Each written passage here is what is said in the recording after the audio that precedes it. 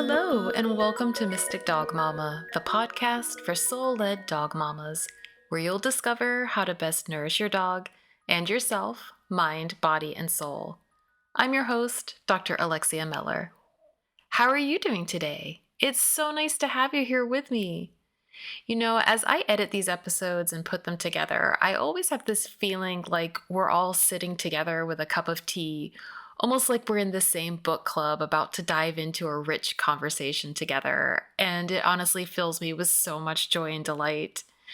If you don't already have a cup of tea or coffee and you can get one, go grab a cup as we dive into this chat with intuitive tarot and astrology expert, as well as a fellow mystic dog mama, Sarah Vrba. Honestly, connecting with Sarah in this conversation was like coming home and meeting with a kindred spirit. I enjoyed it so much. I've been following Sarah's work on her YouTube channel for a good few years now, where she's created a beautiful and permission giving space for the sensitive ones among us to reconnect to ourselves and embrace the wild nature within us. I love Sarah's take on tarot as a supportive tool back into ourselves. And I also really love the vulnerability she has shared around her own creative life process and allowing herself to grow and shift and change, even when she doesn't know what that is going to look like.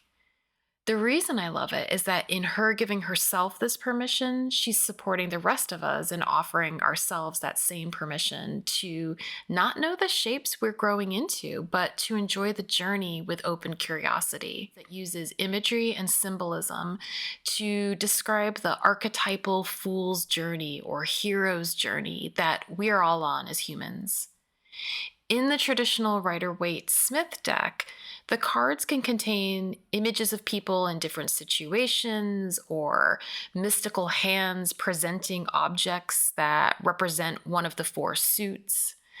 But something I was really intrigued by was that the dog appears in several cards throughout the deck. And in the moon card, the dog even appears alongside the wolf. As some of you will already know from me mentioning it in previous episodes, the dog in the Fool card of the Rider Waite Smith deck has played a pivotal role in my own journey with Lucky. So I was really keen to hear Sarah's perspective on what she feels the dog is telling us about the Fool's journey and consequently about ourselves. So, in this chat, we talk about all kinds of juicy topics from becoming okay with being a work in process publicly to deconstructing cultural conditioning and learning to claim our needs, lessons we've both learned from our dogs. We also talk about how dogs invite us to explore and embrace our wild selves with abandon, and how Chihuahua time is a real thing. Sarah has such a warm and inviting energy, and I just know you're going to love connecting with her. If you're interested in learning more about Sarah, her work, and her nourishing Patreon community, I've left all of the links in the show notes. Finally, this episode is supported by Aspirationary, which in full transparency is another project of mine where we create books, notebooks, and stationery to help you become all you aspire to be. If you're looking for a safe space to explore and embrace your wild self, our Moon Magic and Shadow Work journals and workbooks might be a useful support for you. You can take a peek at them on our Aspirationary Instagram account, which is spelled ASPIRATIONERY. I've left the link in the show notes. Okay, so grab your cup of tea, cozy up, and let's go.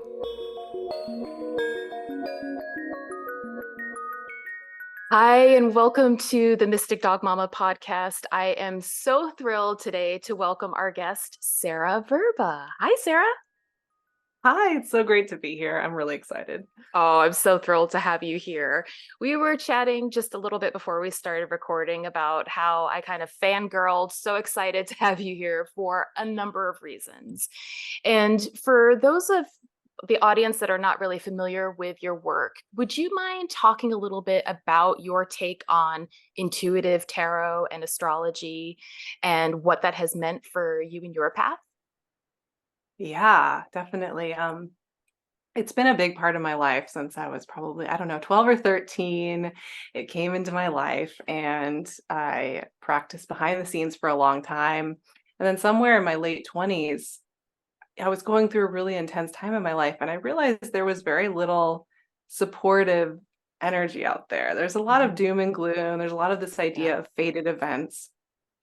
And that made me feel very alone at times. It wasn't always serving me well. And it got me really thinking about what are these tools? When we really strip back and think about why we use them, why they mean something to us, why they connect so deeply, it really is about this kind of primal, wild, magical undercurrent of life and how we connect to that and how we connect to our own spirits and how we connect to our own creative faculty to move through and with the river of life. And so over the last, I would say it's been about 7 years since I started putting my work out there in public.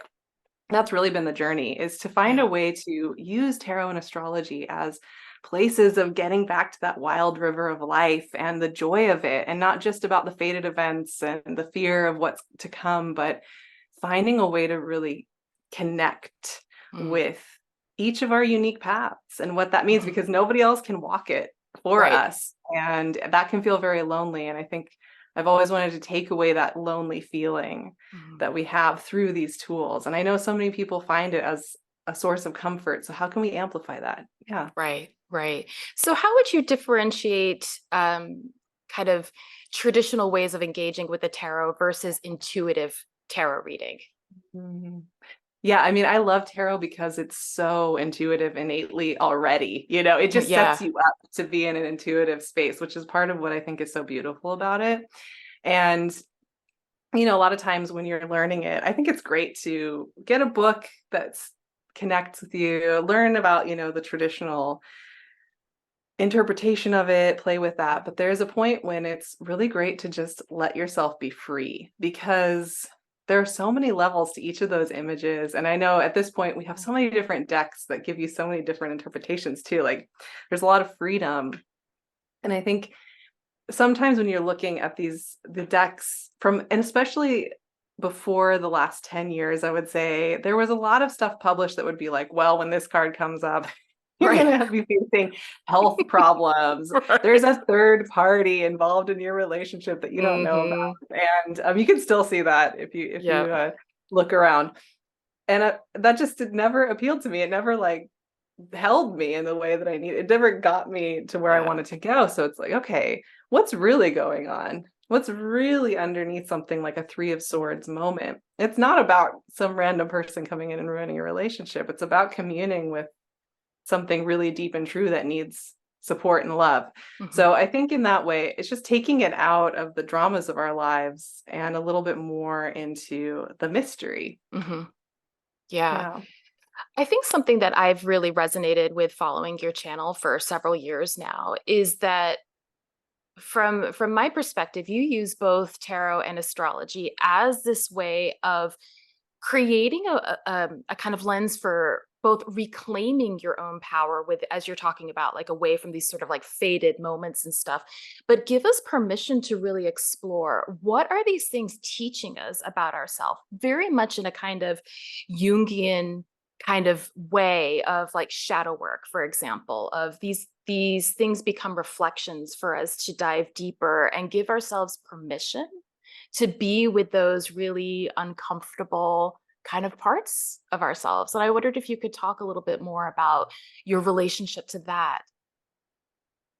Yeah. I love that. I think for me, I tend to be the person that wants to go to the deep, dark Yeah. places. When I meet somebody, I'm like, tell me your traumas. Uh, let's just talk about that. That's what's interesting to me. I don't think that's ever going to change.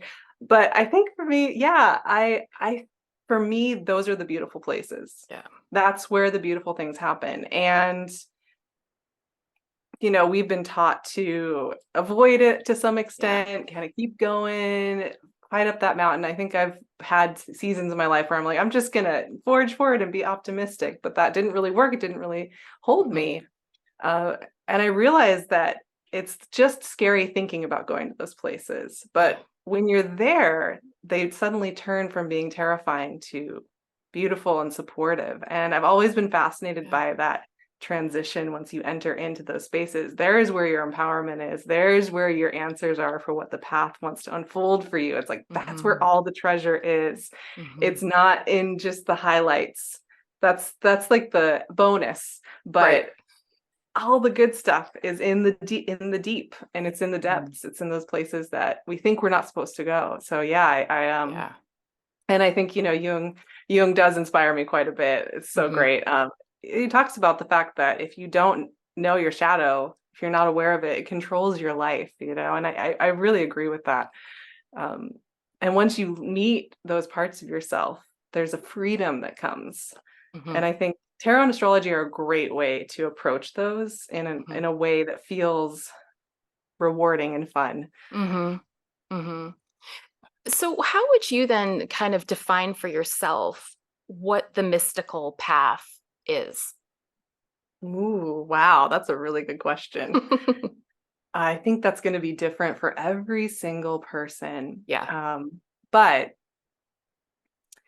really, I think it's accepting life is unknown and Mm-hmm. that however many rigid rules and goals and structures you put around yourself, Mm-hmm. they aren't going to be able to hold you through all of life.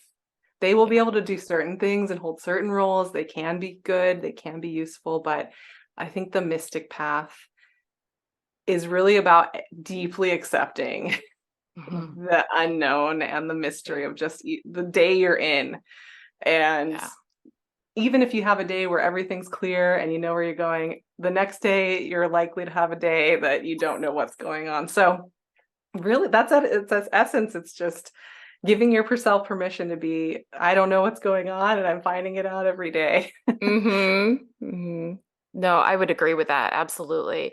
And I thought it's interesting in engaging with your work that there are these themes as well that I just love of deconstructing these constructs and the conditioning that we have been placed within. And for me, like my take on the mystic path is also in relation to that is it's so much about this process of deconditioning, right? That it's not about necessarily getting to a particular end point, but it's the whole journey of recognizing that, oh, most of this is conditioning, and I have a choice within that. Do I choose to follow that? Do I choose to believe that? Or can I create something different from myself? And so I wondered if you could talk a little bit about your own personal experience with that Mm. idea of deconditioning, as well, looking at you were raised in America and now you are living abroad. And so, what kinds of differences you might see culturally as you've been able to travel and live in different places regarding conditioning?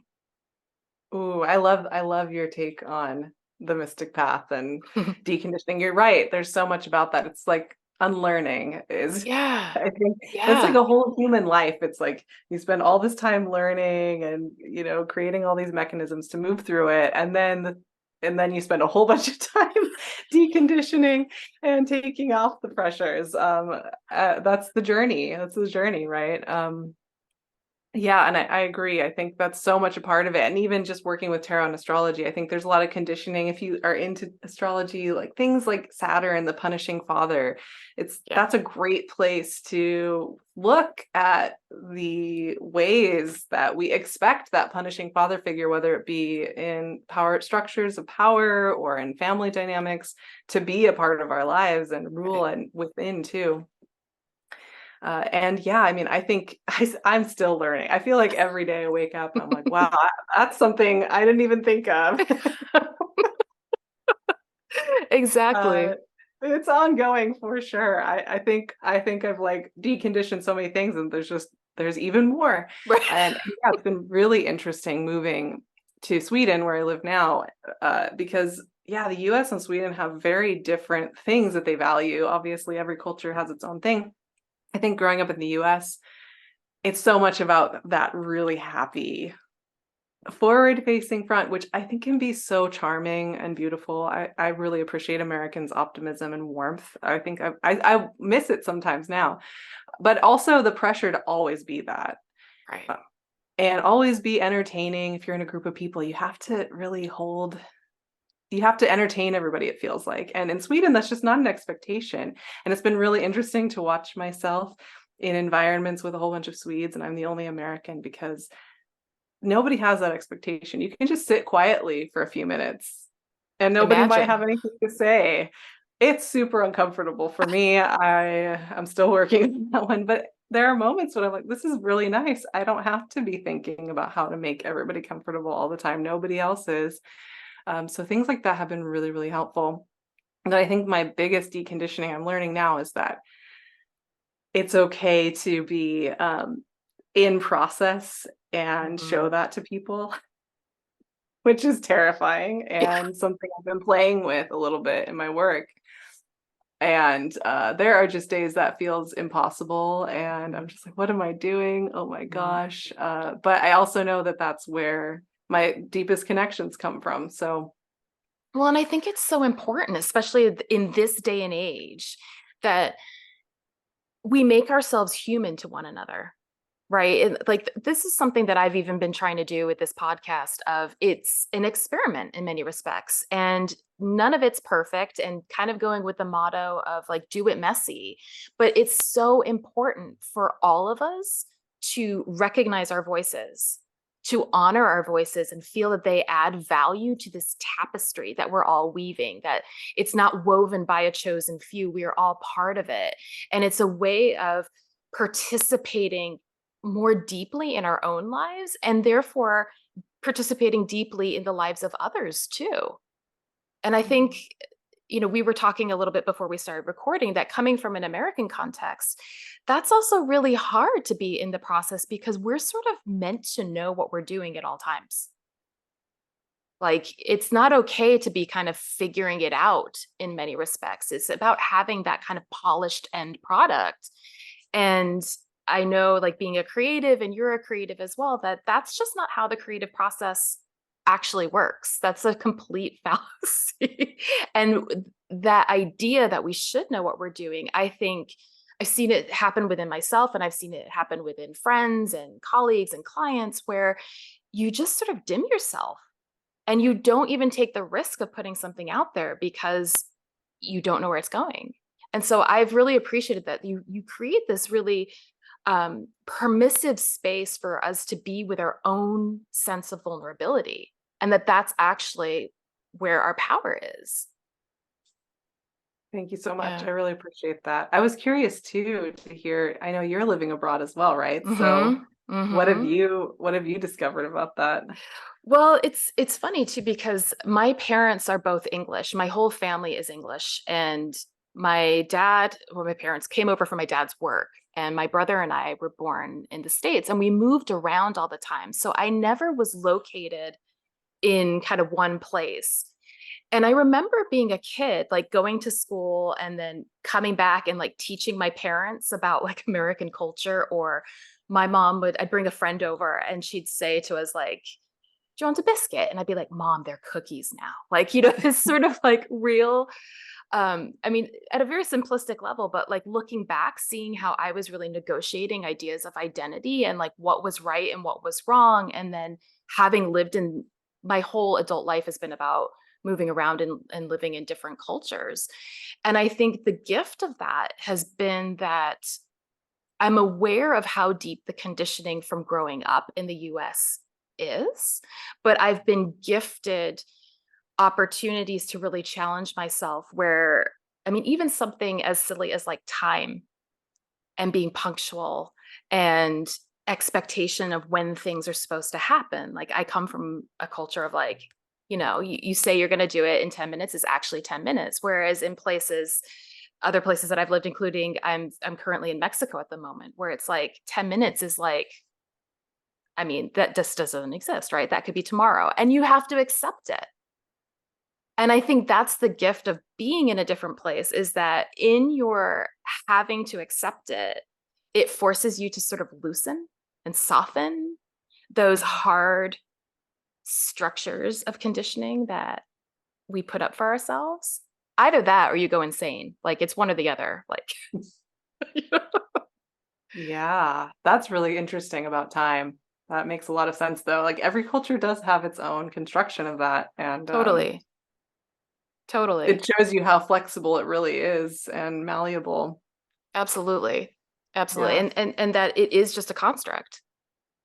And how you choose to engage with it is really what matters. The energy you're bringing to that is what matters. Yeah, there's so much value placed on time. I Hmm. mean, especially in punctual cultures, it's like this equals money or this equals your worth in the Right. day. And that is Right. just, it weighs on people, I think, in a really deep way. Absolutely. Yeah, this idea of like being productive, the whole like productivity parasite, I kind of like think of it that we have in our culture where you're not seen as valuable unless you're being productive or your day wasn't if you didn't check everything off of your to-do list, you had sort of a failed or incomplete day. And having the gift of having lived in different places where that's not necessarily true has really freed me. I mean, I still struggle with it. I mean, like you, it's a daily battle. And I have to consciously catch myself when I'm going down that I've got to do stuff and it's got to look like this kind of path. But there's a gift in recognizing that each time I catch myself, there's a softening. It's not as the grip it has isn't quite so hard, you know? Yes, I think that's it, right? It's just that it's kind of this modulation. You know, you try something out, you connect with it, and you might retract back into more familiar ways. Yeah. And that's what it really takes, I think. Yes, I agree. I agree. I Ongoing. It is ongoing, and I think it's a lifelong, possibly multiple lives long journey. Sounds right.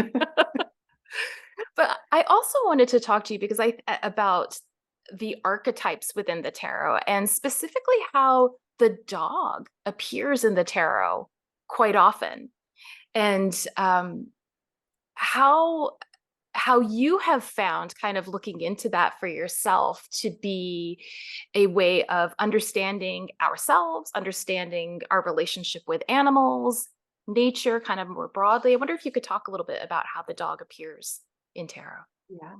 Yeah, this is such a fun topic. And I mentioned before we started here today that I hadn't really ever sat down and just looked solely at the dog until I was preparing for our chat. And it was so interesting to just see how it shows up because it's very consistent. That's the one Hmm. thing I would notice about it. It is the same message in just different forms. And there's three places that I really noticed it in tarot: the Fool, the Moon, and the Ten of Pentacles.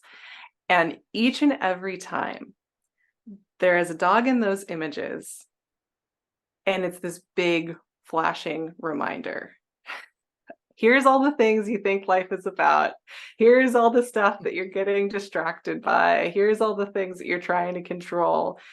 But if you pay attention to this being over here, they're actually the ones that know what's going on and are trying to, they're not even trying to call you. They're just like, I'm here when you're ready to Hmm. recognize your wild self, essentially. Hmm. When you're ready to come home Hmm. to the rest of the world, to like the song of like the animal world, the natural world, as well as the spiritual world. And they really hold that place. If you look at the Fool card, that dog symbolizes both the companion that will go over the edge with you and doesn't really care about societal rules and will try things out and doesn't, there's no hierarchy of like kings. Right. And that living outside the bounds of all these rules. In the Moon, you're connecting with your raw, real shadow self and not trying to just do the performance of it. So it's like facing your fears, facing where you're afraid that you will be destroyed by your own becoming, and re-entering the wild state. And then Yeah. one of my favorites is Ten of Pentacles, because that's a card where they've accomplished a lot in life. They've got a big house, they've got marriage, kids, whatever, but nobody's paying attention to the fact that the real point here is not to have all this stuff amassed. There's these dogs just calling for Yeah. you to come back to be able to witness the magic of the day to day and the mundane. So they play a very distinct role, I've noticed. Yeah. And, Yeah. and like I said, it's not even that they're calling. They're like, we're here. We're Yeah. not like going to be like waving you down. You got to like come over and choose that, but Yeah. we're here. Yep. It was actually the Fool card that was key to my experience with my dog Lucky coming into my life. And it was kind of, it was so strange because I had just finished a postdoctoral fellowship project and was really unhappy with it and really unhappy with the direction that I was going, like quote unquote career wise, and felt like, oh gosh, here I am at this point again of reevaluation and not necessarily knowing where I want to go. And my mom had, like the year or two before, walked the Camino de Santiago. She'd done the Pilgrim's Trail there. And I had felt like for some time, I wanted to do some sort of pilgrimage, but didn't know what that looked like. And I didn't want to do the Camino. I wanted to do my own sort of thing. And in conversation with my mom, she was in Mexico at the time, and she said, well, why don't you just come here and spend like an extended Christmas holiday kind of thing? And you could do your own pilgrimage, whatever that looked like. And because I also read tarot for myself, I would come across the Fool card, and there was something about that image that would strike me in a way that it hadn't struck me before. And I didn't piece it together at the time. It was just like, oh, okay, yeah, I'm really this is standing out. And to kind of cut a long story short, I just felt like on some level, at some point soon, even though it didn't make sense in my life because I was nomadic, I was just visiting my mom, I didn't know what I was going to be doing. I felt like this little dog was coming in. I recognized I was at that starting point again, or ending point, however way you want to look at the Fool. But it's that change, that point of change, that choice point. And I recognized that I was quite literally bringing in a companion. I thought companion like, oh, somebody fun to come on this little trip with it, not really recognizing, oh my God, is he a spiritual teacher for me? And I just felt like this was coming in, and it was we went into COVID, into lockdown, and a neighbor knocked on our door and said, "Is there any chance you can foster this puppy?" And walks over with a little white Chihuahua mix, just like the dog in the Fool card. I was like, okay, I get it, universe. And but because I think because I already had that perspective of recognizing this is more than just having a dog. This is about somebody walking the spiritual path with me as a healer, as a teacher, as somebody that's going to raise the shadow, all of that. The way that I have engaged with him has been very much about he is walking the spiritual path with me, the mystical path with me, and has opened up all kinds of stuff that I never thought would be opened up. Like So, what's like a shadow or a challenge that you feel like he's opened up for you? well, because he was 12 weeks old when we went into hard lockdown, and for those who are not really familiar with like the kind of puppy stages, 12 to 16 weeks of age is when you want to expose them to everything in order to prevent them from being afraid of stuff later on. They go through a fear window.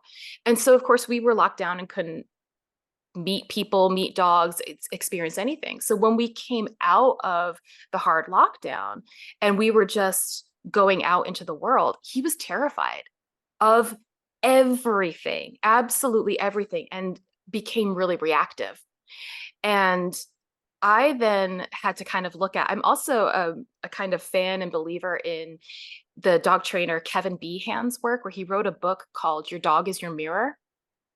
And as a trainer, he looked at how so many times what issues the dog presents, and we think, oh, it's the dog's problem, we need to work on this in the dog is actually reflecting back what's going on with the owner. And so I had to look at, what am I afraid of? What am I afraid to re-engage with now that we've kind of come out of this period?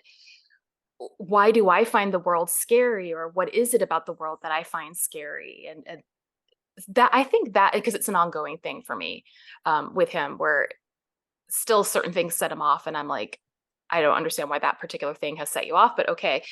But constantly using that as a reflection point of there's obviously something that I'm either consciously or unconsciously projecting. So that I think that's the biggest thing that he has taught me with that. But I know that you also have a dog. You're also a mystic dog mama. And I wonder if you've had similar kinds of experiences with your pup. Yeah, I mean, yes, I think that mirror thing is very, very true. And it's new. He came into my life in February this year. So we're 7 months into our journey together. He was born probably, we don't know his exact birth date, but probably like right as lockdown happened. So our Right. dogs are probably close to the same age. Yeah.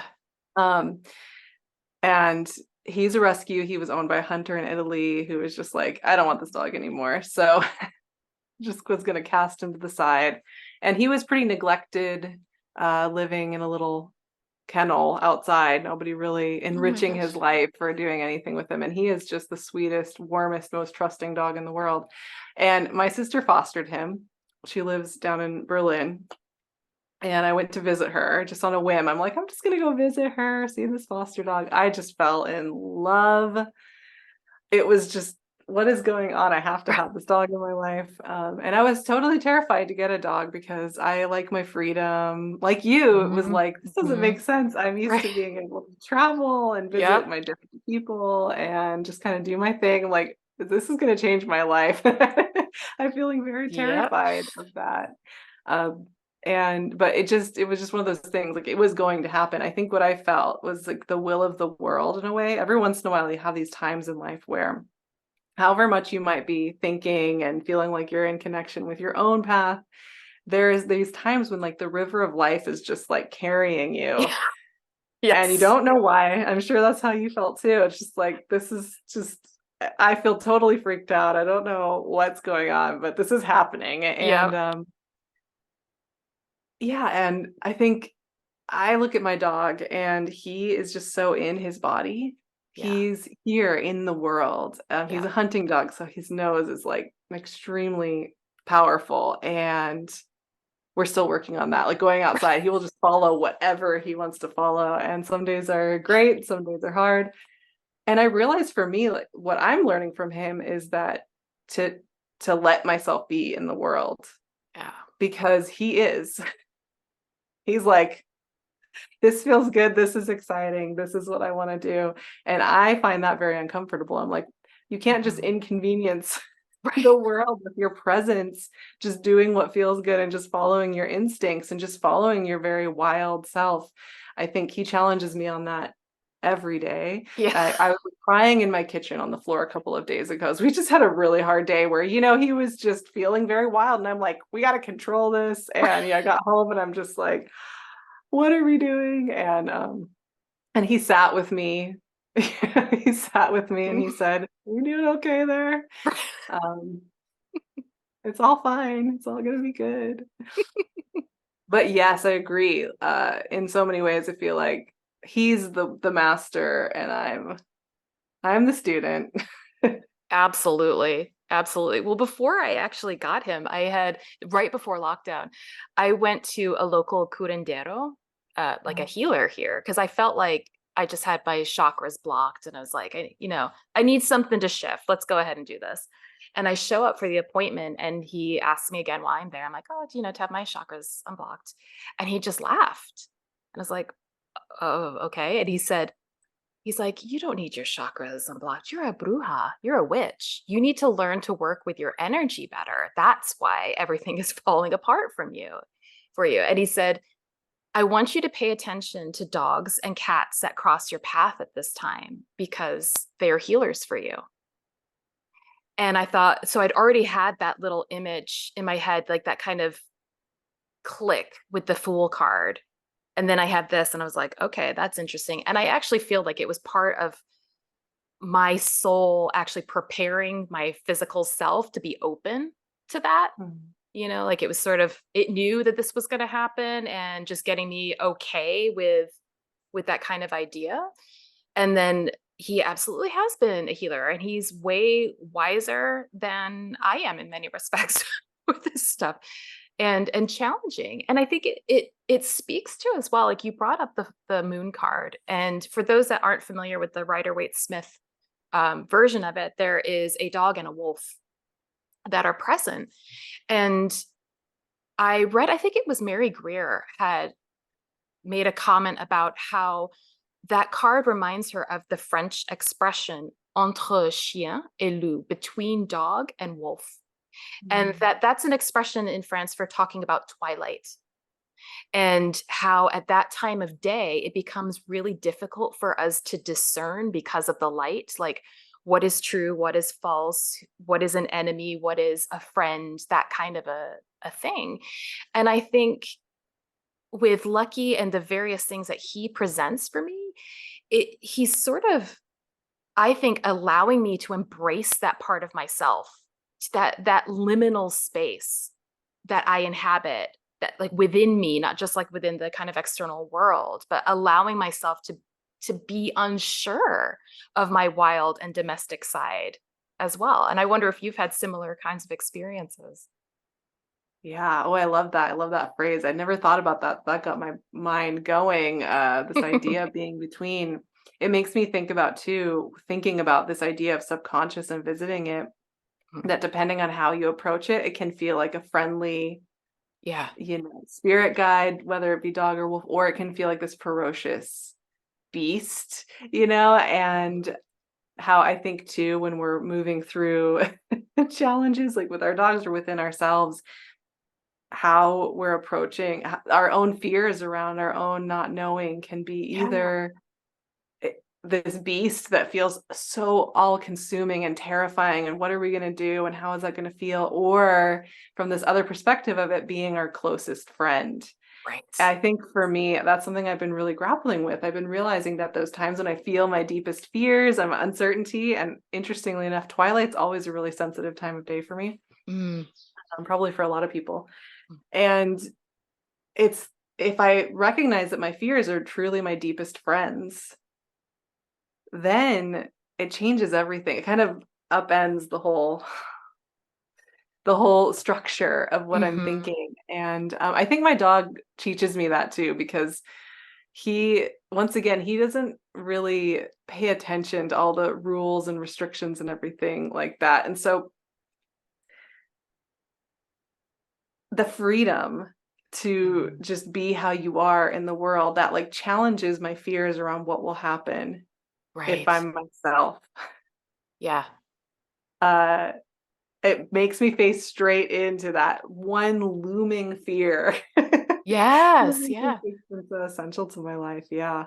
Absolutely. And I think too, I wonder if this is resonant for you too, that dogs are not approaching the world in this logical kind of manner, right? They are incredibly intelligent, but they are not primarily thinking beings. They are feeling beings.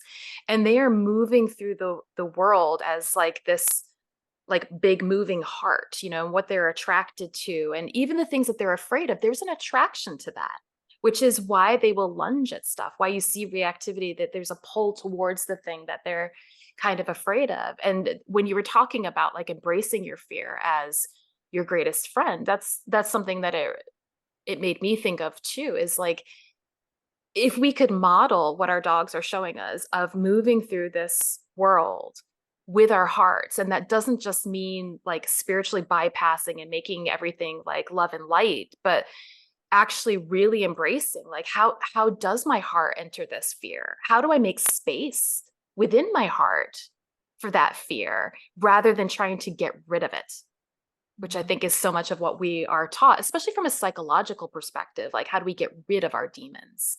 Mm-hmm. Yes, yes, and kind of slicing ourselves up into like even shadow and light, I think it can be problematic as well, because it's all part of the same thing. When I'm thinking about dogs, they're so in the energy field. Mm-hmm. They're just in it. They're not up here thinking about it. Right. They're in it.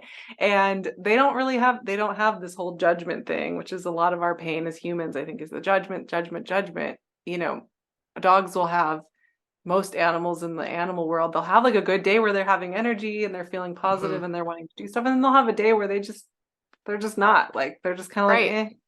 I'm not feeling that great today. But for them, that's not a problem. Yeah. It's like that's Yeah. not something I have to like analyze and be like, oh Right. my gosh, is there something wrong with me? They're just like, yeah, today is that day. I need to Mm-hmm. like let some energy move through. I need to rest. I need to have a little personal space, whatever.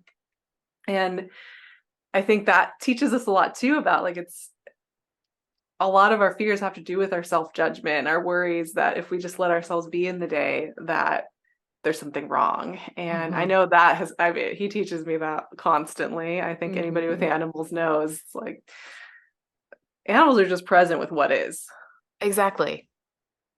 whatever that is. Exactly. Exactly. And I think that's one of the biggest struggles we have is being present, actually feeling it.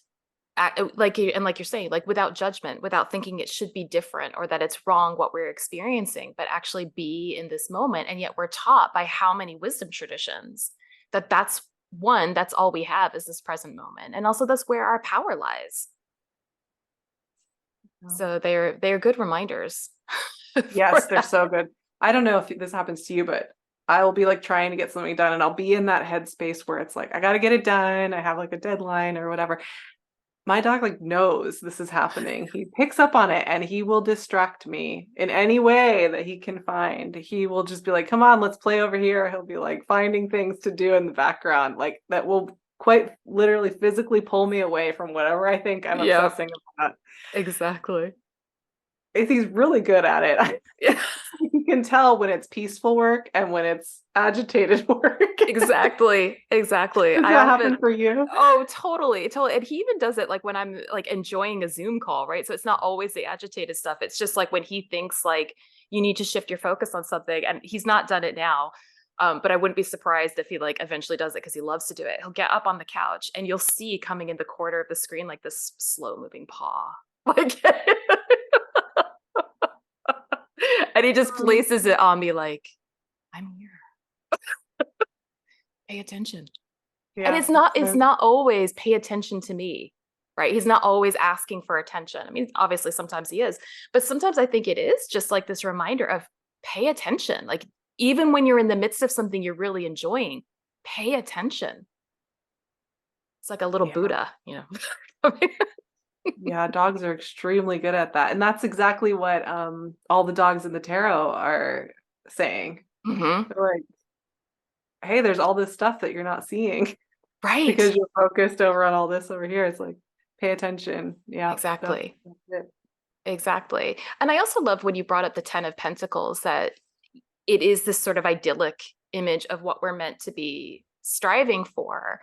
And even within that sense of striving, so the dogs are there to remind us, like, hey, it's not all about the shiny object stuff, but also what we are, it's a reminder that like what we actually are striving for is that connection that they offer us to ourselves, to nature. I mean, they're the gateway for us to the Mhm. natural world in many respects. And Yeah. even the fact that they get us out into nature, there's this requirement. We have to go out. We can't just stay in our own little built constructions of like environments and ideologies and all that. Like we have to go out and commune with nature. So I also kind of wonder, like, has your relationship with nature shifted since you've had a dog in your life? Oh my gosh, that's such a good question. I think especially living here in Sweden because nature is such a real part of it when you have such distinct seasons and they're really, Mm-hmm. really profound. And I know last winter, it would just seem like a gray day, because we start getting pretty gray. The sun doesn't come out much starting in like October, and then it gets darker and darker.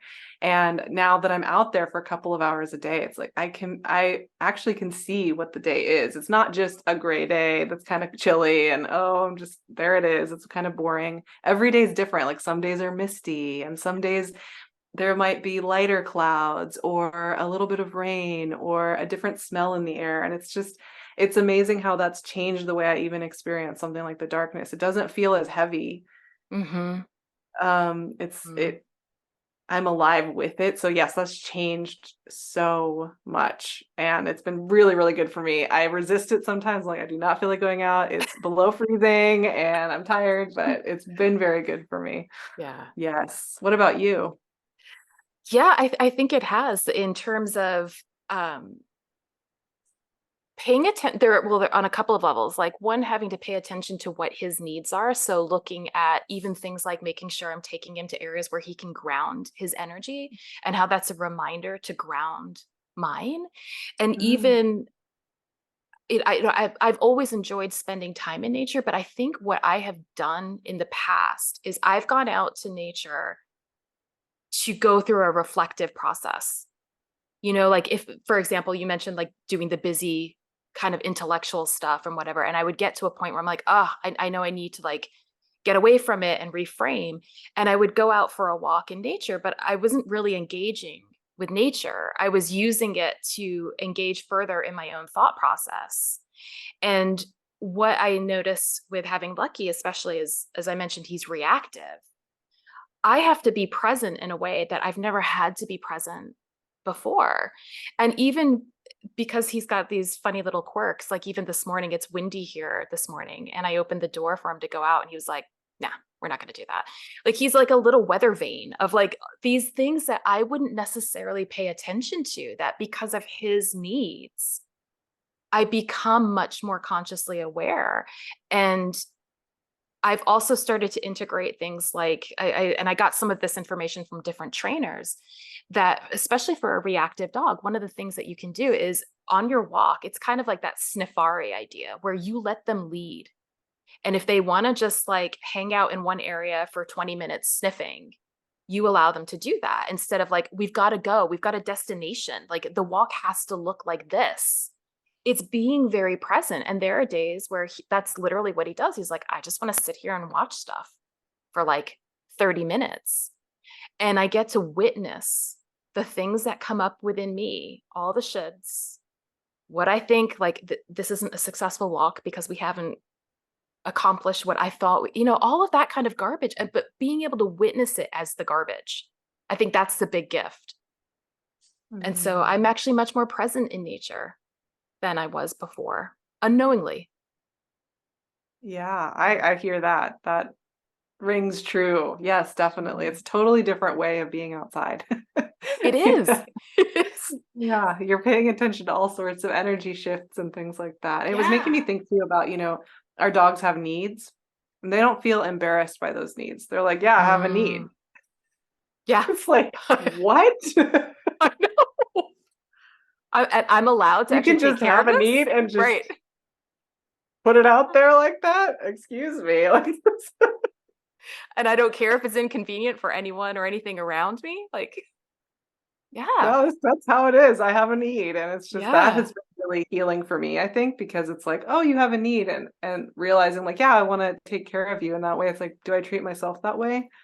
Often not. And so, Mm-hmm. yeah, it's been Mm-hmm. powerful that way. But yeah. Mm-hmm. And I think it's these really simple things that all of a sudden you realize, oh my gosh, I didn't, it's that idea that the lesson is in those very simple, everyday things. And that's kind of what we're here for. Yeah. Yes, that's it. And bringing it back around to the 10 of Pentacles, a lot of the 10 of Pentacles has to do with building this legacy, which, everybody wants to like build a legacy. But part of the thing with that card is when you look at it, the dogs are outside of that. Like you said, Yeah. they're like, come back over here outside of all these structures. And because the legacy doesn't matter. It doesn't matter.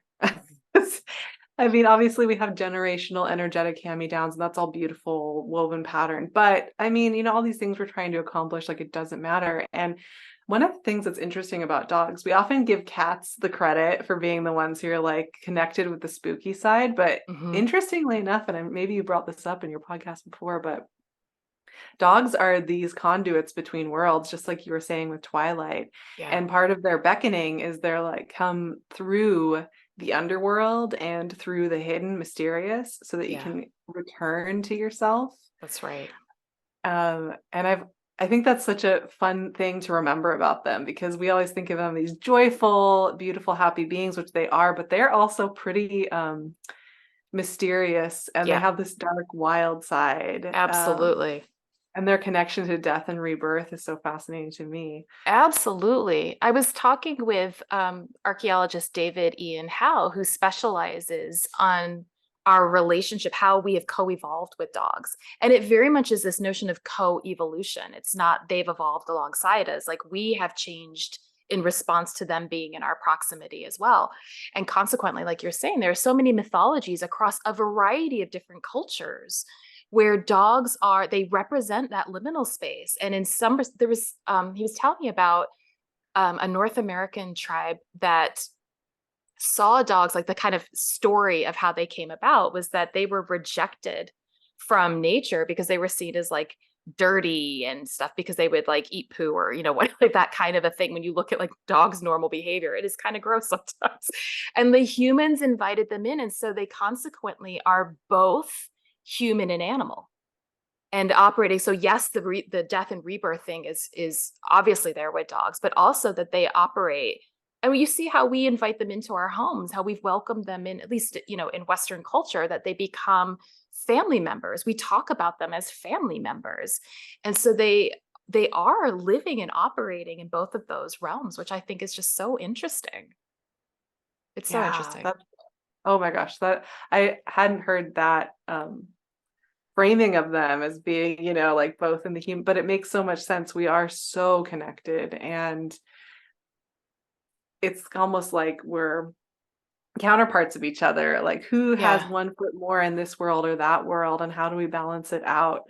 It's really fascinating. Absolutely. And they call us back and forth, like you're saying. There is this beckoning that they do for us. And it's just such a wonderful reminder of kind of coming to an awareness, a consciousness of where we are at this moment. And then being able, it's a choice point. Where am I being called to next? Yeah. And allowing that path to unfold. Yeah. And I think dogs also are so good at being in the day, right? In the moment. So I think as humans, we want to know what the path, okay, I'm in the mystic path.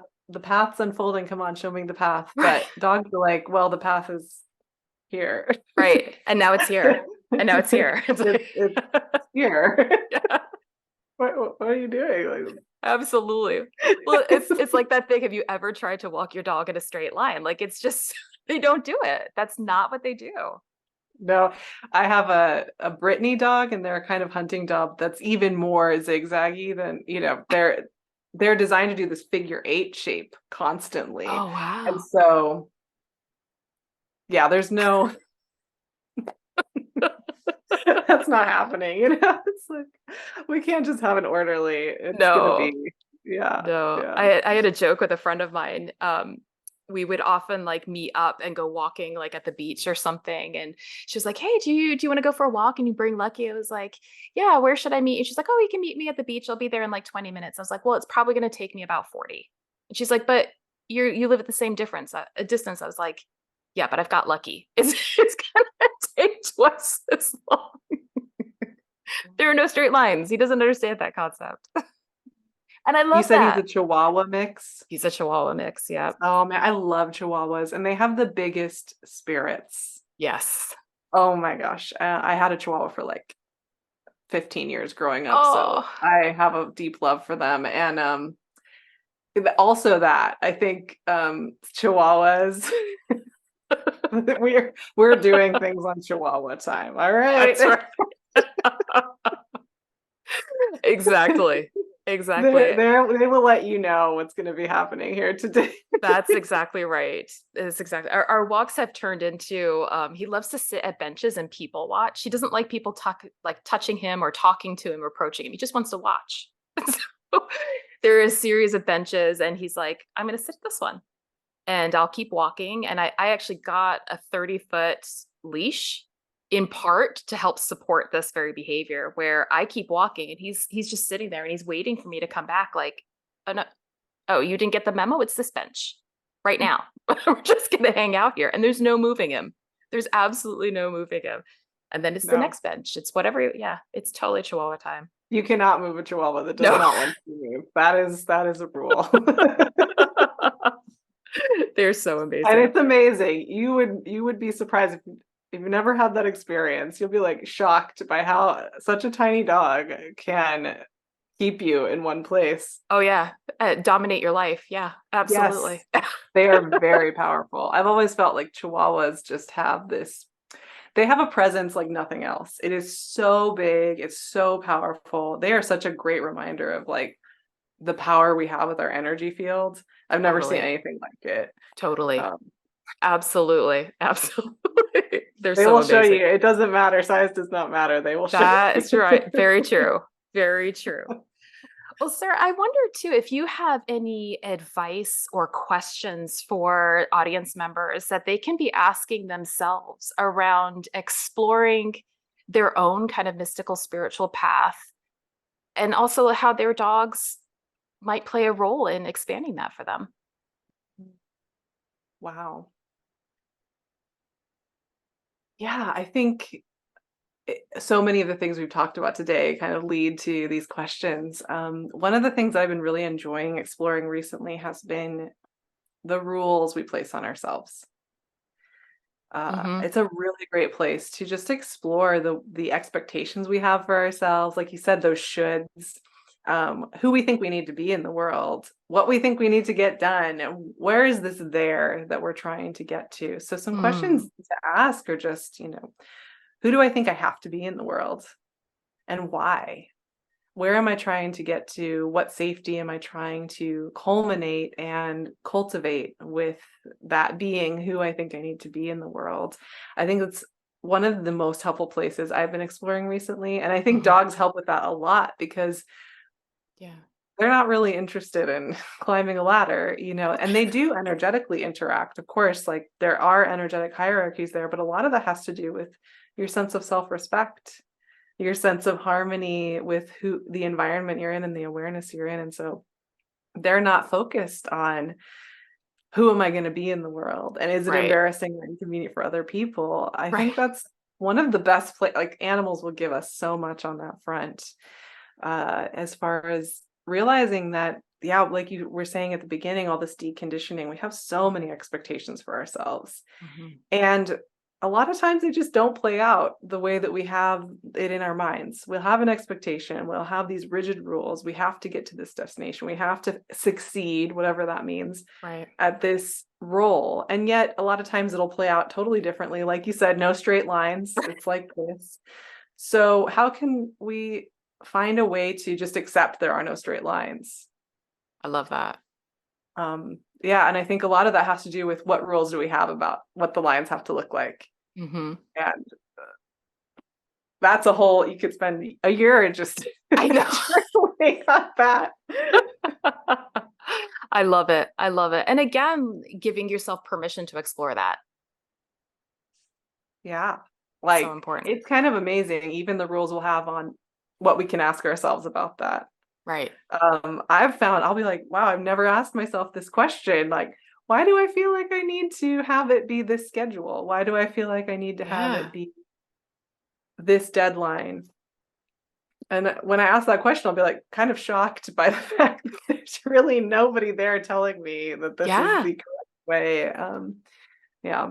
Yeah. It's crazy. And you've been doing this work for years and still recognizing. I mean, I think that's an important reminder. Like it's there. And you have to, that voice is always there. And so it's entering into a dialogue with it, like realizing it's not actually the master, it's not true. And you can Mhm. talk back to it. Yeah. Yeah. Yeah. And once you start asking those questions, you'll find out it's all these parts of yourself that aren't Yeah. trying to tamp you down or like cause you to crumble in, that they're all these parts just trying to work with you and keep you safe. And I would also say with that, I think part of the reason these questions keep coming up in life is because every wave of new authenticity, returning to the path, brings up those old protectors. So for me, like I will find that I'll have a new wave of authenticity. I'll be totally scared, get a little more comfortable in it, and then the next wave will come. So that's just going to keep happening. I mean, I think Exactly. I've got many years ahead. But I think that's true too. It's like we think, oh, I just went through a huge wave of, taking off the costumes and taking off the expectations. So I should be done now, right? And it's Right. like, no, it'll come back. Don't Yeah. worry, it'll come back and Exactly. it's fine. But the gift of it coming back is that again, going to the fact that nothing is linear, it's like a spiral. You come back to what seems like the same thing, but you're in a different place with it and you have a different perspective on it. And you've got a wealth of experience to back you up on how to engage with it. So it's never exactly the same thing. It's not this sense of failure that you've been knocked back to what Mhm. you had just experienced and you somehow failed to get it. Yeah, I Yeah. think that's super important because I think a lot of people do feel like I'm right back where I was. I Right. just gone through Right. another breakup or another job that didn't work out. And it just feels Right. like the exact same thing as 5 years ago. But it's true that it's not exactly the same, Mm-hmm. even when it's at first appears to be. Yeah. Exactly. Because you're not exactly the same, which is the gift. Yeah. Yeah. And when you really look back, you'll realize all these little skills you've been mastering the whole Mhm. time. And they're often little details. Like it's not the obvious flashy stuff, just little Right. moments where you choose to self-soothe or Mhm. where, you choose to question that thought. That's where all the difference is. Absolutely. Yeah, it is in those micro moments. It's just in those little things. And like we were saying before, like you start to see that there's this buildup. And actually the time between you recognizing, oh, this is a conditioned thought, or this isn't even my thought. Like, where did this come from? The time between when the thought happens or the experience happens and when you recognize it shortens. And you become much more adept at just recognizing, okay, that's not true. I can choose differently. Yeah. Yes. Yeah. Yeah, that's it. Micro moments, micro moments. It's all those little details. Be here, like the dogs. Absolutely. Absolutely. And Sarah, I know that you're very active on YouTube, obviously, and you also have a really active Patreon community. I wondered if you could share with our audience a little bit more about that and where they can find some information if they're curious about joining. Oh my gosh, that's so great. Yes. Yeah, YouTube is a great resource. I'm always every week I'm there. So if you're just wanting to check it out, welcome to Sarah Vrba, and I'm sure you'll put the I'll links put, there. And then yep. Patreon. Yeah, it's been a really great space. I've been experimenting with all sorts of different processes for helping support people through different seasons of life. We just did a big Venus retrograde series exploring that. I'm going to be doing a gentle New Year series that kind of Oh, nice. scrambles up this whole idea of the calendar and, New Year's and brings a lot of softness to Mhm. the whole process. And I put things out there every single week, just kind of helping get us back in touch with our intuitive selves. So you can also find me at Sarah Vrba on that. And I often post on Instagram. That's on and off. I mean, you can find me, and I have a website as well. So those are all great places to connect with me and check out my work. I'd love to see you there, welcome you there. Yeah. Wonderful. Yeah, and I can highly recommend Sarah's work. It's just been so powerful for me. You're one of the few people that I feel on YouTube is just putting out such a positive message and creating such a safe and permissive space to be vulnerable with ourselves. And I know I said that earlier, but I don't think it can be understated just how important that is. So thank you for all of the work that you're doing. I'm personally very grateful for it. Oh, thank you so much. That means the world to me. I think that's so important. That's what I want to bring. Mm, Is that soft spot for other sensitives who just want to be in integrity and feel yeah. through things, but also feel hopeful Yeah, and dreaming and big and expansive. exactly. Yeah. Exactly. Well, you definitely accomplished that. So I'm very Thank you so grateful. much. Thank you so much. You're That means the welcome. world. You're very welcome. And I wanted to ask you something that I ask all of my guests. And that is, we've sort of touched on elements of this, but I wondered if you might have a different reflection on what dogs or what your dog in particular has taught you about what it means to be human. Mm. Yeah, I think it's to just be yourself in the world.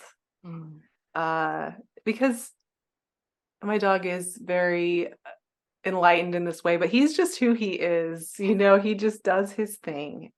And it would not ever make sense to him to be like, well, I can't be myself. I need to like think up a whole bunch of ways to edit myself for the day. right. Uh no. I think the biggest thing he's taught me is that it really is a beautiful thing to be yourself in the world. Like it touches me and my partner's life, even the people that pass on the street and see him being himself in the world. It's not this selfish, horrible thing. I think sometimes there can Yeah. be this kind of like self-sacrificing element to some of the messages we get in the world about how it just sounds horrible to just be that self-indulgent. But Yeah. when I see my dog being himself like that, I don't ever think, wow, you're really self-indulgent. Just being yourself in the world. It makes it easier for everybody. And I think that's been really illuminating for me. Continues to be something I think about every day. Oh, I love that. I love that so much. Thank you for sharing that. Yeah.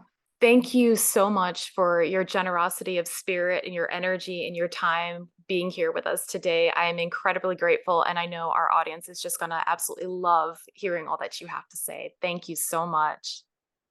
Thank you. This has been such a joy. I've really loved our conversation. I felt very connected to you. I feel like you and I have a Yes. lot in common. I think so too. I think so too. I'd love to invite you back at a future date too and talk more things energy, dogs, tarot, shadow, just life in general. Absolutely. That sounds like a great plan. Yeah. Oh, Thank you I so love much it. for having me. Thank you.